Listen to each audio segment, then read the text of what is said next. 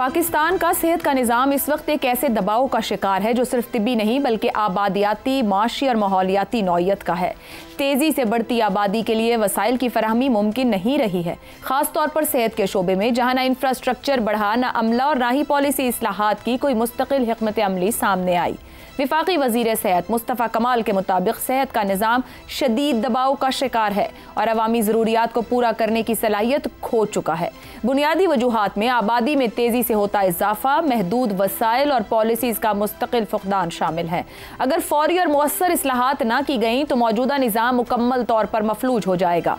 साफ़ पानी की अदम दस्तियाबी, नाक़िस सीवरेज सिस्टम और गुर्बत के बायस पाकिस्तान इस वक्त हेपेटाइटिस में दुनिया में पहले नंबर पर है, शुगर में दूसरे नंबर पर है और पोलियो में तीसरे नंबर पर। मजीद ये कि फूड एंड एग्रीकल्चर ऑर्गेनाइजेशन के मुताबिक करीबन 22% आबादी ग़ज़ाई क़िल्लत का शिकार है, जिसमें करीबन 2 मिलियन अफराद शदीद फूड एमरजेंसी की हालत में है। ग़ज़ाई क़िल्लत की शरह बलोचिस्तान और सिंध में 2018 से मुसलसल 10% से ज़्यादा है। वज़ीर सेहत के मुताबिक IMF से लिए गए कर्ज़ों का बड़ा हिस्सा अद्वियात की ख़रीदारी में सर्फ होता है, जबकि बचाव की हिकमत अमली ना होने के बराबर है। ये बहरान सिर्फ डॉक्टर्स, हॉस्पिटल्स या अद्वियात की कमी का नहीं है, बल्कि एक ऐसे आबादियाती दबाव का नतीजा है जिसे मुसलसल नज़रअंदाज किया जाता रहा है। जब वसाइल महदूद हों, बीमारियां बढ़ रही हों और आबादी हर साल लाखों के हिसाब से बढ़े, तो किसी भी निज़ाम सेहत का बोझ तले दब जाना हैरान कुन नहीं होता है। आबादी सालाना 2.5% की रफ्तार से बढ़ रही है और मईशत की नमू भी करीबन इतनी ही है। ये एक वाज़ेह इंतबाह है कि हम एक ऐसे मरहले पर आ चुके हैं जहां पैदावार रुक गई है, सिर्फ खपत बाकी रह गई है और यही किसी निज़ाम के गैर पायदार होने की सबसे बड़ी अलामत है। ऐसी सूरत में सेहत, खुराक, तालीम और रोज़गार जैसे बुनियादी शोबे महज सर्वाइवल मोड में रह जाते हैं, जहाँ निज़ाम सिर्फ सांस ले रहा है, जिंदा नहीं है। अगर हमने इस आबादियाती और माशी तवाज़ुन को बेहतर बनाने के लिए फौरी, दियानतदाराना और तवीलुल मियाद इक़दामात न किए तो ये बहरान सिर्फ सेहत तक महदूद रहने के बजाय रियासती निज़ाम की मजमूई सकत और फ़ालियत को चैलेंज करने लगेगा। क्या हम निमटने को तैयार हैं? क्या ये हमारी तरजीह है? यही पैनल से जानेंगे। सवाल इस तरह से, सेहत का निज़ाम तबाही के दहाने पर, वजह तेज़ी से बढ़ती आबादी। वज़ीर सेहत, आबादी कंट्रोल करने में तमाम हुकूमतें नाकाम रहीं। क्या हुकूमत अब भी आबादी को बेकाबू बहरान बनने से रोकने के लिए संजीदा कदम उठाने को तैयार हो पाएगी? ज़ैगम साहब क्या कहेंगे? मेरे तो पास तो लफ्ज़ ही ख़त्म हो गए इस पूरे मामले को देखने के बाद। देखिए, एक तो बात यह है कि जो मिनिस्टर साहब हैं उन्होंने ट्राली आगे लगा दी और ट्रैक्टर पीछे लगा दिया है। जो सेहत का निज़ाम है वो आबादी से मुतासर नहीं हो रहा, बल्कि आबादी इस वजह से बढ़ रही है कि सेहत का निज़ाम ठीक नहीं है। ये भी ठीक है। देखिए, जो आबादी का बढ़ना है ये आज खुद एक सिम्टम है। ये सिम्टम है मुल्क में ह्यूमन डेवलपमेंट ना होने का। ये इस बात की अलामत है कि आपने सेहत के निज़ाम को ठीक ही नहीं किया। ख़वातीन को सेहत मैसर ही नहीं है, बच्चों को सेहत मैसर ही नहीं है। वो ख़वातीन जो चाहती हैं कि कंट्रासेप्टिव्स यूज़ करें, आबादी को कंट्रोल करें, वो फैमिलीज़ जो चाहती हैं उनको वो मैसर ही नहीं है। इस वजह से आबादी बढ़ रही है। और कितनी बढ़ रही है? आपने रीजन की बात की। 1960 में बांग्लादेश की माँ जो है वो 7 बच्चे पैदा करती थी, भारत की भी 6 पैदा करती थी, पाकिस्तान की भी 6। इसको कहते हैं फर्टिलिटी रेट। ये सबसे बड़ा इंडिकेटर होता है आबादी के बढ़ने का। आज वो कहाँ है? भारत का फर्टिलिटी रेट, भारत की एक खातून अपनी ज़िंदगी में अब 2 बच्चे पैदा करती है। बांग्लादेश की 2.1, 2 ही समझें, और पाकिस्तान की 3.5। अब इसका क्या मतलब है? इसका मतलब ये है कि अगले 20 साल में भारत की आबादी रुक जाएगी, एक जगह पे बढ़ना बंद हो जाएगी, क्योंकि 2 मेंबर्स की फैमिली, अब माँ और बाप है और 2 बच्चे हो गए। अब उन्होंने तो जाना है और बच्चों ने रहना है। और पाकिस्तान की आबादी अगले 20-30 साल में 50% बढ़ जाएगी। इतना बड़ा हमारा चैलेंज है। और सिर्फ वसाइल की गुर्बत की बात नहीं है, आपके कुदरती वसाइल ख़त्म हो रहे हैं। पानी कहाँ से लाएंगे? आप पहले ही पर कैपिटा फीकस बुनियाद पर पानी के हिसाब से उन मुल्कों में से हैं जिनके पास सबसे कम पानी है। बाकी आप सब कुछ कर भी लें तो आबादी के लिए पानी कहाँ से लाएंगे? मसला तो इस वक्त यह है कि रोज़गार भी नहीं है। जो नई टेक्नोलॉजीज़ और नई मईशत उभर रही है उसमें आबादी तो बहुत बड़ी मुसीबत है, क्योंकि अब जो ग्रोथ हो रही है, जहां ग्रोथ हो भी रही है, भारत और बांग्लादेश जहां ग्रोथ हमसे ज्यादा बेहतर है, वो ग्रोथ विदाउट एम्प्लॉयमेंट है, नौकरियां नहीं निकल रही, सही हो गया, मईशत बढ़ रही है। इतना बड़ा चैलेंज है और हमारे यहाँ तो ये हालत है। तो तवज्जो देने की ज़रूरत है, तालीम पर, ख़वातीन को मुक़्तदर करने पर, सेहत पर, इन सब चीज़ों पे तवज्जो देंगे और बैठकर कोई सोचेगा तो तब होगा। बट ये किसी की प्रायोरिटी नहीं, प्रायोरिटी नहीं है किसी की। हमाद साहब, वाइस वर्सा कहें, सेहत आबादी, आबादी सेहत, कोई किसी की प्रायोरिटी है? कोई सोचेगा या सोचने का काम भी कहीं आउटसोर्सिंग पर है हमारे यहाँ? बहुत ही खौफनाक सूरत हाल है। इसको आप जिस पहलू से भी देखेंगे आपको अफसोस होगा। जैसे हम कह रहे हैं ना कि पीछे इसको, यानी हम सिर्फ ये ना देखें कि आखिर इसका नतीजा क्या निकल रहा है, ये सब कुछ हो किस बिना पर रहा है। यानी जैसे अभी साफ पानी की बात हो रही है, साफ पानी मुयसर नहीं है लोगों को, ये सारा सेहत का निजाम आपका, पीछे से आपने सप्लाई इतनी बनाई हुई है मरीजों की, आप मुसलसल मरीज फराहम कर रहे हैं और आगे अस्पताल है नहीं।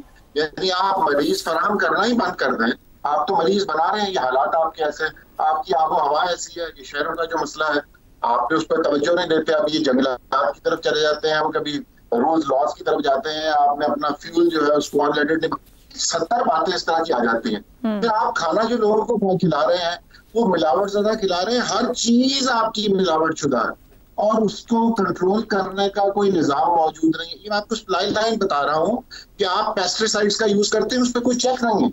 सही। तो आपने तो तमाम चीजें ही इस तरह कर रखी हैं कि आप मरीज आपके कम ना होने पाए और मरीज आते जाते हैं और आगे से फिर जब अस्पतालों में पहुंचते हैं तो अस्पताल है ही आगे जो भी सूरत हाल है। हम तो कुछ लाहौर वगैरह के अस्पतालों में छापे देख लेते हैं, कोई MS मुअत्तल हो गया। ये सेहत का निजाम नहीं होता। सेहत का निजाम बहुत एक कॉम्प्रिहेंसिव चीज है। वही बात है फिर कि आप जब तक आप एक इरादा करते हैं हुकूमती सतह पर नहीं, रियासत की सतह पर, कि ये हमारा एक बुनियादी मसला है, ये लोगों को फराहम करना ये हमारी जिम्मेदारी है, तो उसके बगैर ये काम नहीं होता। और दुनिया भर में ये काम जो है ये मकामी हुकूमतों के बगैर नहीं हो सकता और आपके मुल्क में मकामी हुकूमतें ही नहीं पाई जाती। लिहाजा ये सारा मामला जो है इसको असर नौ गौर की जरूरत है। विल, स्टेट की विल, और उसके बाद फिर एक होस्ट ऑफ थिंग्स, बहुत एक लंबा सफर है जिसे करने की जरूरत है। दुरुस्त। शहजाद चौधरी साहब, ये जो ऊपर गुफ्तगू हो रही है, अगर अपने जैसे सकाफती खदोखाल या समाजी ढांचे वाले मुल्कों को देखें, ईरान, बांग्लादेश की मिसालें हैं, मुस्लिम अक्सरियत ममालिक हैं, उन्होंने आबादी कंट्रोल की है, पाकिस्तान क्यों नाकाम रहा है? बड़ा अच्छा सवाल है आपका, लेकिन वो मुस्तफ़ा कमाल भाई ने हमें बता दिया ना। उन्होंने कहा कि ये सेहत पहले ठीक नहीं हो सकती, पहले आबादी को कम करोगे तो फिर मैं सेहत की तरफ जाऊंगा। अब आबादी, आपका सवाल यह है कि आबादी कैसे काबू की जाए। आबादी को काबू करना उनको भी पता है बिल्कुल मुमकिन नहीं है। और गो के दुनिया भर में अगर 2050 की बात करें तो जो आज दुनिया भर की आबादी है ये 2050 में इससे कम होगी। ये है फिगर्स, जो प्रेडिक्टिव फिगर्स हैं, इस तरीके से दुनिया की आबादी कम हो रही है। पाकिस्तान अलबत्ता वाहिद मुल्क है जो आज 25 करोड़ है, तो 2050 में ख्याल है कि 35 करोड़ के लगभग होगा।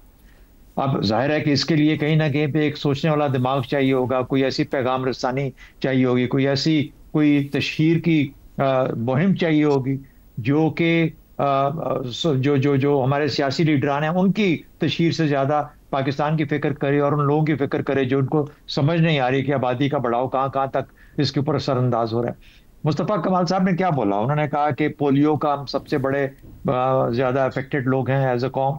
उसके बाद उन्होंने हेपेटाइटिस का जिक्र किया, बल्कि आपने अपने इब्तिदाई में बताया। तो अब इन दोनों का तल्लुक पानी के साथ है।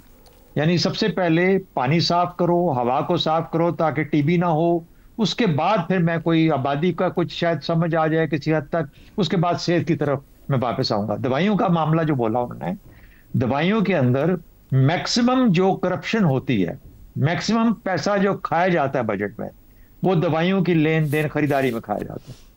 ये कमाल की बात है। इसलिए वो बिल्कुल सही कहते हैं कि मुस्तफ़ा कमाल भाई कि असल में ज्यादा से ज्यादा पैसा जो है वो दवाइयां खरीदने में लग रहा है, क्योंकि वहीं पे भाई लोग हमारे सब जो है वो पैसा शासा। देखिए, नौमान तेल का इंतजार है, नौमान तेल आएगा तो फिर राधा कभी नाचेगी। जब नौमान तेल ने, कहने की बात यह है कि सेहत के अंदर जो मकामी आपके पास चीजें हैं, जो आपके अस्पताल हैं, जो क्लिनिक हैं, जो डॉक्टर्स हैं, जो निजाम है, जो नर्सें हैं, उनकी ट्रेनिंग, उनका काम, उनको मॉनिटर करना, कम से कम उनसे अच्छा काम करवा लो यार।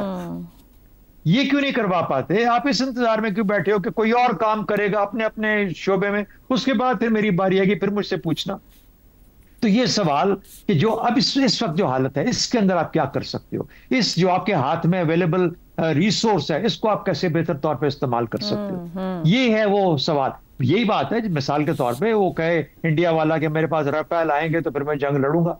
पाकिस्तानी भी अगर इसी चीज पे बैठा रहता कि मेरे पास जब वो जहाज राफेल से बेहतर नहीं आएगा, मैं जो आपके पास है आपने उससे बेहतरीन नतीजा देना। बिल्कुल ठीक हो गया, दुरुस्त ये आपने करना है, यही आपका इम्तिहान। ठीक हो गया शहजाद साहब। रज़ा रूमी साहब, जितनी गुफ्तगू यहाँ पर हुई है बेबसी के ऊपर, अब हंसे या क्या करें, आबादी की बात करें, कुदरती वसाइल की बात करें, सेहत दवाइयों की बात करें, रोजगार की बात, सब तो जुड़ा हुआ है। शुरू कहाँ से करना है? हम एक सर्वाइवल स्टेट बन रहे हैं, ये रियासती बहरान की तरफ मामला चला जाएगा हमारी गैर संजीदगी की वजह से। आशा देखिए वो मुनीर नियाजी का एक शेर है कि मुनीर इस मुल्क पर आसेब का साया है या क्या है कि हरकत तेज तर है और सफ़र आहिस्ता आहिस्ता।